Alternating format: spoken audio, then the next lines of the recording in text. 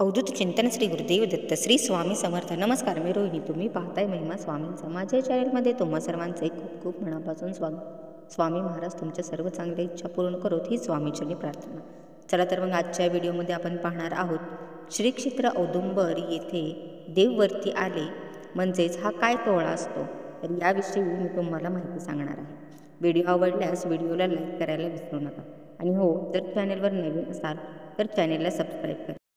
तुम्हाला तर माहीतच आहे की कृष्णामाईच्या पुरामुळे औदुंबर मंदिरात पाणी शिरले. तेव्हा दत्त महाराजांच्या पादुकांना ते पाणी लागल्यानंतर पादुका तेथून हलविण्यात येतात.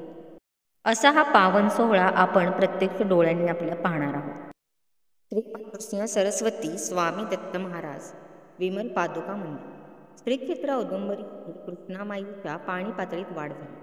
त्यामुळे श्री दत्तगुरूंच्या चलपादुकांना आणि नित्यपूजेतील देवांना मुख्य मंदिरातून वर हलवण्यात आले आहे.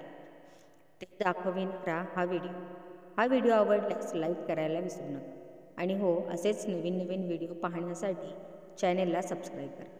ज्याप्रमाणे वाडीमध्ये दक्षिणद्वार सोहळा घडतो आणि श्रींच्या पादुकांवरून येणाऱ्या पाण्यामध्ये स्नान करून आपण कृतकृत्य होतो, अगदी तसेच श्री क्षेत्र औदुंबर येथे घडते.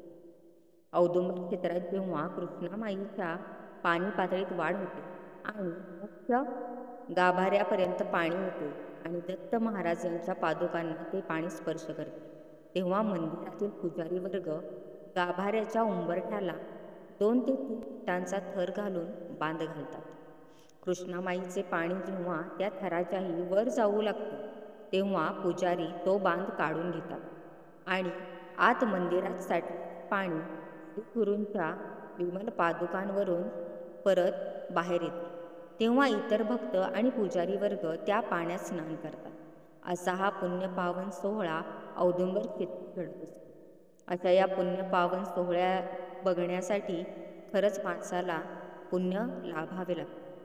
त्यानंतर श्रीगुरूंच्या चलपादुका व नित्यपूजेतील देवांना घेऊन पुजारी श्री मंदिराला प्रदक्षिणा घालतात आणि त्यानंतर देवांना उत्सावर हलवतात. पुढे कृष्णामाईच्या पाण्याची पातळी कमी होईपर्यंत श्री दत्त महाराजांचे नित्योपचार जिथे देवांना स्थापन केलेले असते तेथेच पार पाडले जातात. अशा प्रकारे साक्षात श्री गुरु माऊलींच्या पादुकांवरून येणाऱ्या पाण्यामध्ये आपण स्नान करू शकत असल्याने ज्या सोहळ्याची भक्त आनंदाने वाट पाहत असतात तो आनंददायी आणि पुण्यपावन सोहळा औदुंबर क्षेत्री पार पडला.